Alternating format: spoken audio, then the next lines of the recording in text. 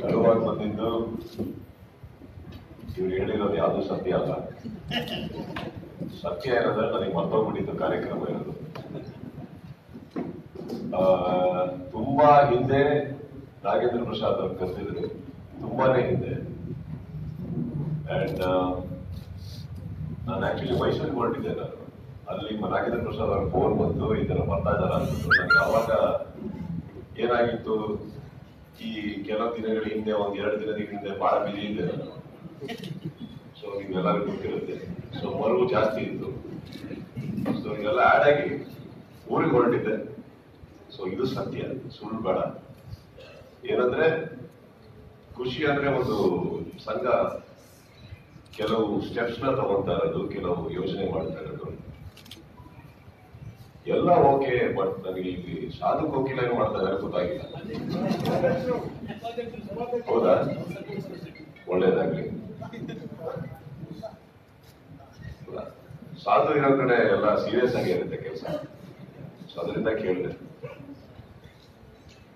ಒಂದು ಇಲ್ಲಿ ಗೊತ್ತಿರೋ ಎಲ್ಲ ಸ್ನೇಹಿತರು ಇವತ್ತು ಸೇರ್ಕೊಂಡು, ಅಂದ್ರೆ ಬಹುಶಃ ನನಗನ್ಸುತ್ತೆ ಎಲ್ಲರೂ ಇಲ್ಲಿರೋ ಸಾಧು ಒಬ್ರು ನಮಗೆ ಸೀನಿಯರು.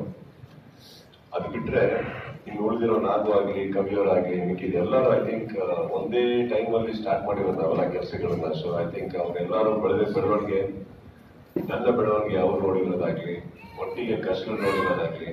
ಬಟ್ ಇವತ್ತಿಗೆ ಒಂದು ಚಿತ್ರರಂಗದಲ್ಲಿ ಒಂದು ಬಹಳ ಒಂದು ಸ್ಟ್ರೆಂತ್ ಇರುವಂತಹ ಒಂದು ಸಂಘ, ದಟ್ ಇಸ್ ಡೈರೆಕ್ಟರ್ಸ್ ಡಿಪಾರ್ಟ್ಮೆಂಟ್. ಇವತ್ತಿನ ಅಲ್ಲ, ತುಂಬಾ ಹಿಂದೆ ಅವ್ರು ಮಾಡಿರೋ ಕೆಲಸಗಳಾಗಿರ್ಬೋದು. ಅಂಡ್ ಯಾವ್ದಾದ್ರು ಒಂದು ವಿಚಾರ ಅಂತ ಬಂದಾಗ ಒಗ್ಗಟ್ಟನ್ನು ನಿಲ್ಲೋದಾಗಿರ್ಬೋದು. Directors association has always done a great job. ಇವತ್ತಿಗೆ ಅವ್ರು ಮಾಡ್ತಾ ಇರುವಂತ ಕೆಲವು decide dance classes and training classes, I wish everybody all the best. ಹಾಗೇನೆ ಇವತ್ತು ನನಗೆ ಇಲ್ಲಿ ಬರೋದಕ್ಕೆ ನೆನಪು ಮಾಡಿದ್ದಕ್ಕೆ ಫಸ್ಟ್ ಆಫ್ ಆಲ್ ಇದೊಂದು ತುಂಬಾ ದೊಡ್ಡ ತಪ್ಪಾಗೋಗಿರೋದು. ಮಾಡ್ಕೊಂಡಿದ್ದೆ ನಾನು, ಮರ್ತಿದ್ದಕ್ಕೆ ಕ್ಷಮೆ ಇರಲಿ. ಮುಂದಿನ ದಿನಗಳಲ್ಲಿ ಏನ್ ಕಟ್ಟಡದಲ್ಲಿ ನಾವು ಕೊಟ್ಟಿದ್ದೀವಿ, ಇಷ್ಟೇ ಒಂದು ದೊಡ್ಡ ಕಟ್ಟಡ ನಿರ್ದೇಶಕರ ಸಂಘಕ್ಕೂ ಆಗಲಿ, ಅದಕ್ಕೂ ಕೂಡ ನಮ್ಮ ಕಡೆಯಿಂದ ಏನಾಗಬೇಕೋ ಖಂಡಿತ ನಾವು ಮಾಡ್ತೀವಿ.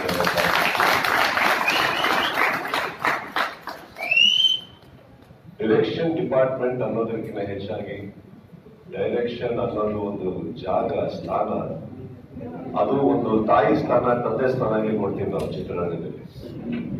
ಯಾಕಂದ್ರೆ ಸಿನಿಮಾ ದುಡ್ಡು ಹಾಕೋ ತನಕ ಏನಿದೆ ಅದಾದ್ಮೇಲೆ ಚಿತ್ರ ಒಂದು ಒಳ್ಳೇದಾಗಿ ಚೆನ್ನಾಗಿ ಮೂಡಿ ಬರ್ಬೇಕು ಅಂದ್ರೆ ನಿರ್ದೇಶಕ ಬಹಳ ಉನ್ನತ ಸ್ಥಾನದಲ್ಲಿರ್ತಾರೆ. ಕಾರಣ ಒಬ್ಬರು ಕಲಾವಿದರಿರ್ಬೋದು, ತಂತ್ರಜ್ಞರಿರ್ಬೋದು, ಎಲ್ಲ ಅವ್ರ ಸೆಲೆಕ್ಷನ್ ಇಂದಾನೆ ಸ್ಟಾರ್ಟ್ ಆಗುತ್ತೆ. And when we all select the right people to work for the right things, we always have 50% more chances of doing the right things in life. So I guess direction ಅಲ್ಲಿ ಇವತ್ತೊಂದು ಯಾವುದೇ ಒಂದು cinema ನೋಡ್ಕೊಂಡ್ಬಂದು ಪರದೆ ಮೇಲೆ ಬಹಳ ಒಂದು ಚೆನ್ನಾಗಿ ಬಂದಿರುವಂತ ಸಿನಿಮಾ ಅಂದ್ರೆ ಫಸ್ಟ್ ಹೋಗ್ಬೇಕಾಗಿರೋದು ಅದು ಡೈರೆಕ್ಷನ್ ಡಿಪಾರ್ಟ್ಮೆಂಟ್ಗೆ.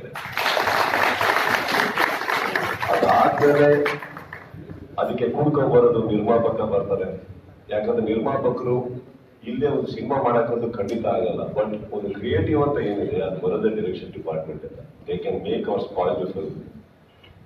ಅದಾದ್ಮೇಲೆ ನೆಕ್ಸ್ಟ್ ತಂತ್ರಜ್ಞರು ಬರ್ತಾರೆ. ತಂತ್ರಜ್ಞರು ಅಂದ ತಕ್ಷಣ ಒಂದು ರೈಟರ್ ಆಗಿರ್ಬೋದು, dialogues, screen play, light boys, ಇವರೆಲ್ಲ ಚೆನ್ನಾಗಿ ಮಾಡಿದಾಗ ಮಾತ್ರ ಒಬ್ಬ ಹೀರೋ ತರ ಕಾಣಿಸಕ್ ಸಾಧ್ಯ. ಸೊ ಯಾವುದೇ ಸಿನಿಮಾ ಬಹಳ ಅದ್ಭುತವಾಗಿ ಹೋಗಿದೆ ಅಂದ್ರೆ ಲಾಸ್ಟ್ ಕ್ರಿಕೆಟ್ ಬರ್ಬೇಕಾಗಿರೋದು ನಮಗೆ. ನಾವು ಚೆನ್ನಾಗಿ ಡೈಲಾಗ್ ಹೇಳಿದ್ದೀವಿ ಅಂದ್ರೆ ಅದು ನಮ್ದಲ್ಲ. ತುಂಬಾ ಚೆನ್ನಾಗಿ ಫೈಟ್ ಮಾಡಿದೀವಿ ಅಂದ್ರೆ ಅದಕ್ಕೆ ನಾವು ಕಾರಣ ಅಲ್ಲ.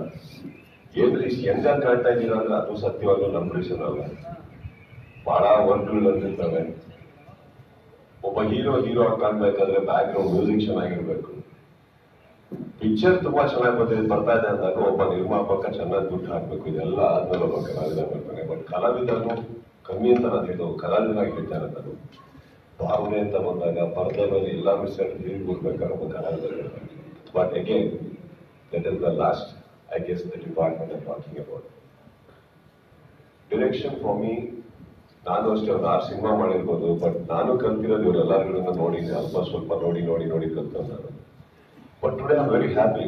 ಯಾಕಂದ್ರೆ ಈ ಜಾಗದಲ್ಲಿ ಬಂದು ನನಗೊಂದು ಕಾರ್ಡ್ ಕೊಟ್ಟಿದ್ದಾರೆ, ಮೆಂಬರ್ ಅನ್ಬಿಟ್ಟು. That is a very proud card for me actually.